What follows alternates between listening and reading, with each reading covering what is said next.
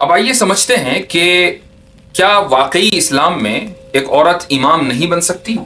تو اس کا جواب یہ ہے کہ نبی کریم صلی اللہ علیہ وسلم کے زمانے میں آپ علیہ الصلاۃ والسلام مسجد نبوی میں خود امامت کرتے تھے، تو یہ کہا جا سکتا ہے کہ جب آپ خود امام تھے تو کسی دوسرے کو بھی امامت کا حق نہیں تھا، چاہے جائے کہ ایک عورت امامت کرتی۔ لیکن اس کے علاوہ مدینے میں تقریباً 9 مساجد تھیں جہاں کے اپنے اپنے امام تھے، تو اگر کہیں بھی اس بات کی گنجائش ہوتی کہ ایک عورت امامت کر سکتی ہے تو آپ صلی اللہ علیہ وسلم کسی ایک مسجد میں کسی عورت کو متعین کر دیتے کہ یہاں کی امامت وہ کرے گی۔ ایسا نہیں ہوا۔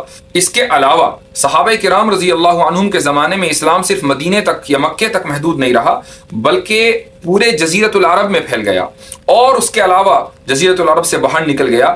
ہزاروں مسجدیں اس زمانے میں بنی ہیں، لیکن کسی ایک مسجد میں بھی عورت کو امام نہیں رکھا گیا۔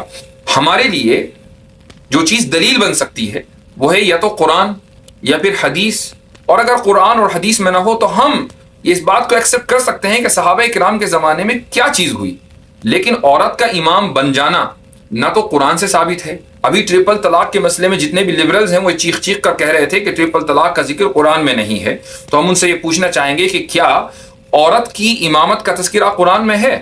اگر قرآن میں نہیں ہے تو پھر آپ کہاں سے لے کر آئے؟ حالانکہ ہم اس بات کے ماننے والے ہیں کہ یہ ضروری نہیں ہے کہ کسی مسئلے کا یا کسی حکم کا ذکر قرآن میں ہو، بلکہ حدیث میں بھی ہو سکتا ہے، اور حدیث میں عورت کی امامت کا تذکرہ نہیں ہے۔ ہاں، ایک حدیث ضرور ہے، اس کے تعلق سے بہت کنفیوژن پایا جاتا ہے۔ نبی کریم صلی اللہ علیہ وسلم کے زمانے میں ایک صحابیہ تھی جن کا نام تھا ام ورقہ۔ آپ صلی اللہ علیہ وسلم ان کے گھر گئے، وہاں آپ نے خود ان کے ایک غلام کو، ایک سرونٹ کو مؤذن متعین کیا اور ان کو اجازت دی کہ وہ اپنے گھر والوں کو نماز پڑھا سکتی ہیں۔ یہ ایک حدیث ہے، اور اس حدیث کا درجہ بہت سے محدثین اور جو حدیث کے ایکسپرٹس ہیں ان کے نزدیک یہ ہے کہ یہ حدیث ایکسیپٹیبل ہے۔ لیکن سوال یہ ہے کہ گھر والوں سے مراد کون ہے؟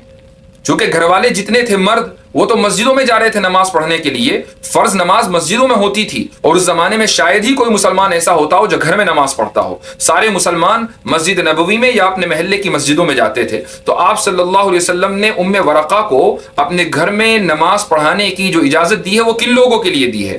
یہی روایت، یہی حدیث سنن دارقطنی میں بھی آئی ہے، اور اس میں ایک لفظ کا اضافہ ہے، اور اس اضافے نے اس پورے مسئلے کو کلیئر کر دیا۔ اس میں یہ بات آئی ہے کہ آپ صلی اللہ علیہ وسلم نے ام ورقہ کو اپنے گھر کی یعنی محلے کی عورتوں کو نماز پڑھانے کی اجازت دی ہے، اور فقہ میں یہ مسئلہ لکھا ہوا ہے کہ اگر کوئی عورت عورتوں کو نماز پڑھائے تو اس میں کوئی حرج نہیں ہے، بہت سے فقہا اس کی اجازت دیتے ہیں، اور ام ورقہ کی حدیث اس کے لیے دلیل بن سکتی ہے۔